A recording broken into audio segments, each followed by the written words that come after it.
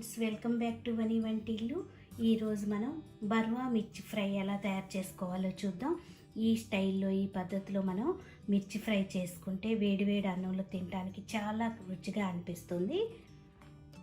మిర్చి ఫ్రై ఎలా తయారు చేసుకోవాలో చూద్దాం. ఇట్లా ఒక 10 కారం లేని పచ్చిమిరపకాయలు తీసుకోండి. బజ్జీ పచ్చిమిరపకాయలు ఉంటే ఇంకా బాగుంటుంది. ఇలా కారం లేని పచ్చిమిరపకాయలు తీసుకుని దీనికి అడుగు తెగకుండా, కింద వరకు తెగకుండా పైన ఘాటు పెట్టుకుని ఇత్తనాలు ఉంటే తీసేయండి. ఇత్తనాలు తీసేస్తే అస్సలు కారం ఉండదు. కింద తెగకుండా ఇలా పై వరకు కూడా చాకుతో ఇలా పెట్టుకోవాలి. దీనిలో ఉన్న ఇత్తనాలని తీసేసుకోవాలి.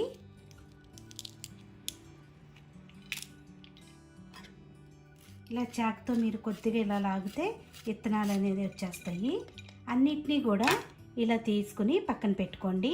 ఇలా అన్ని పచ్చిమిరపకాయలు తీసుకున్నాక దీన్ని పక్కన పెట్టుకుని ఇప్పుడు మసాలా రెడీ చేసుకుందాం. దీనిలో స్టఫింగ్ పెట్టుకోవటానికి స్టవ్ ఆన్ చేసుకుని బాండీ పెట్టుకుని 1 స్పూన్ ఆయిల్ వేసుకోండి. ఆయిల్ వేడయ్యాక 1/2 టీ స్పూన్ పసుపు, 1 అరకప్పు శనగపిండి తీసుకోండి. దీనిలో ఇప్పుడు శనగపిండి వేసి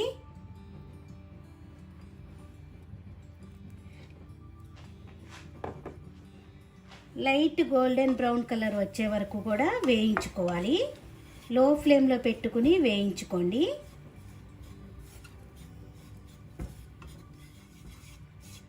ఇలా తిప్పుకుంటూ ఉంటే వేగిపోతుంది. చూడండి, కలర్ కొద్దిగా మారింది, ఇలా వేగిపోయింది కదా. ఇప్పుడు దీనిలో తగినంత ఉప్పును వేసుకుందాం.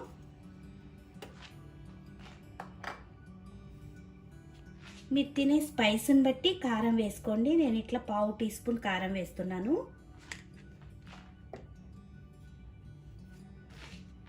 1 టీ స్పూన్ ధనియాల పొడి, 1/2 టీ స్పూన్ జీలకర్ర పొడి,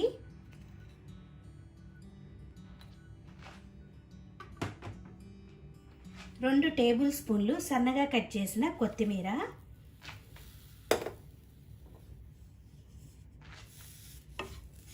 మొత్తం ఒకసారి కలుపుకొని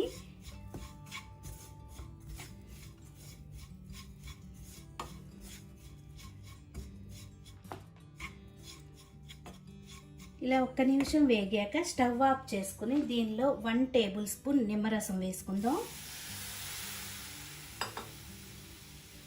ఇప్పుడు మొత్తం ఒకసారి కలుపుకొని దీన్ని చల్లారనివ్వండి. మసాలా మనకు రెడీ అయ్యింది. చల్లారిని ఇది మసాలా ఒక ప్లేట్లో తీసుకుని పక్కన పెట్టుకుందాం. ఇలా చల్లగా అయిన మసాలా పొడి ఇప్పుడు ఘాట్లు పెట్టిన పచ్చిమిరపకాయలు తీసుకుని ఈ ఘాట్లలో మధ్యలో ఫిల్ చేసుకోవాలి.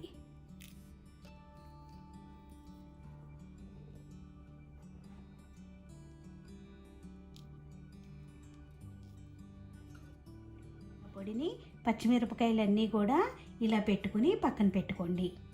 ఇలా పచ్చిమిరపకాయలన్నీ రెడీ చేసుకున్నాక వీటిని పక్కన పెట్టుకోండి. ఇది పొడి కొద్దిగా మిగిలింది.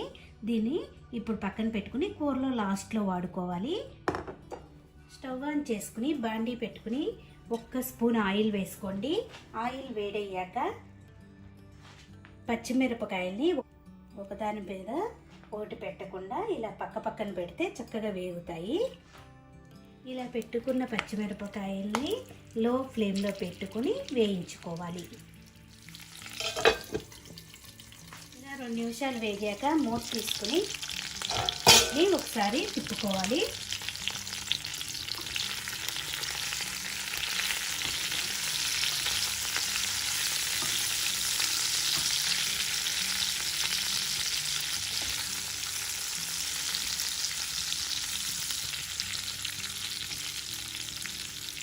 చూడండి, పచ్చిమిరపకాయలు వేగిపోయినాయి.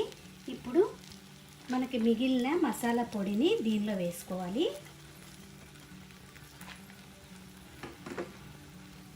మొత్తం ఒకసారి కలుపుకుంటే ఎంతో టేస్టీగా ఉండే మిర్చి ఫ్రై రెడీ అయిపోయింది. వేడి వేడి అన్నంలో తినడానికి చాలా బాగుంటుంది. మీరు కూడా ఒకసారి ఇప్పుడు స్టవ్ ఆఫ్ చేసుకుందాం. మీరు కూడా ఒకసారి ఇలా ట్రై చేసి చూడండి. ఈ వీడియో నచ్చితే లైక్ చేయండి, షేర్ చేయండి, కామెంట్ చేయండి.